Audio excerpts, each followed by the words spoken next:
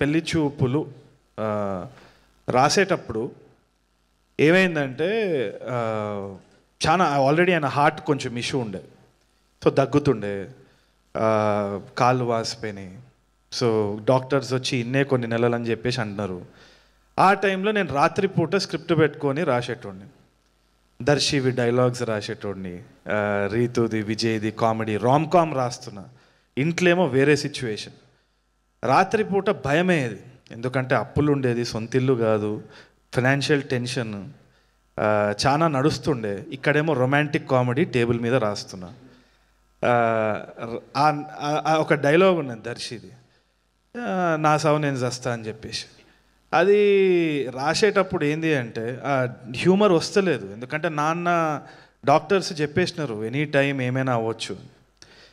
So ఈ డైలాగులు రాసేటప్పుడు రాత్రిపూట భయం వేసేది.